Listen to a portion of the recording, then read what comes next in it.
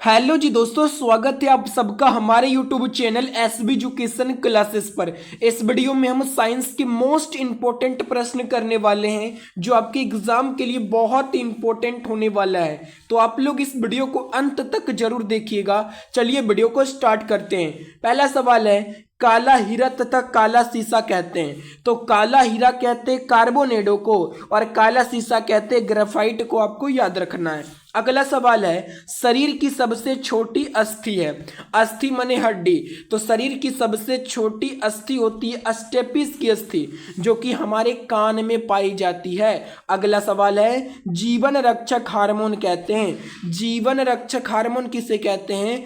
Adrenal को जीवन रक्षक हार्मोन कहते हैं। अगला सवाल है, प्रकाश संश्लेषण अधिक होती है। तो प्रकाश संश्लेषण जो है लाल रंग के प्रकाश में होती है।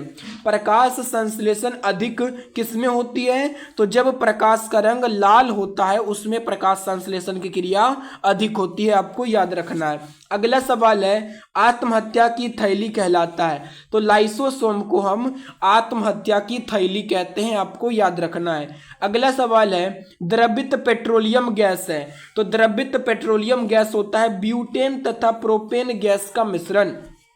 द्रवित पेट्रोलियम गैस क्या होता है? ब्यूटेन तथा प्रोपेन गैस का मिश्रण होता है। अगला सवाल है, प्रोटीन की फैक्ट्री कहलाता है। प्रोटीन की फैक्ट्री कौन कहलाता है? तो राइबोसोम। राइबोसोम को प्रोटीन की फैक्ट्री कहते हैं। अगला सवाल है, डीएनए और आरएनए है। तो डीएनए और आरएनए एक न्यूक्लिक अम्ल है। क्या है? तो एक न्यूक्लिक अम्ल है। आपको याद रखना है। अगला सवाल है, मानव शरीर का सामान्य ताप होता है। मानव शरीर का सामान्य तापमान होता है 98.6 डिग्री फ़ारेनहाइट या 37 डिग्री सेल्सियस या 310 केल्विन होता है मानव शरीर का सामान्य तापमान। आपको याद रखना है। अगला सवाल है, मनुष्य में लिंग निर्धारण होता है। तो पुरुष के क्रोमोसोम पर, ना कि स्त्री के क्रोमोसोम पर। यानी कि मनुष्य में जो लिंग निर्धारण होता है कि जन्म लेने वाला बच्चा लड़का होगा या लड़की, ये जो है पुरुष के क्रोमोसोम पर निर्भर करता है, स्त्री के क्रोमोसोम पर निर्भर नहीं करता है। आपको याद रखना है। अगला सवाल है, शरीर में मांसपेशियों की संख्या है। तो शरीर में लगभग 639 मांसपेशी होती है। कितनी होती है? 639 मांसपेशी। अगला सवाल है, शरीर का सबसे कठोर तत्व है।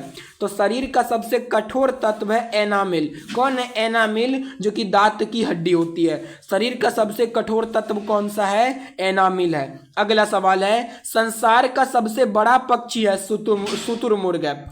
संसार का सबसे बड़ा पक्षी होता है शुतुरमुर्ग। अगला सवाल है, खोपड़ी में कुल अस्थियां होती है।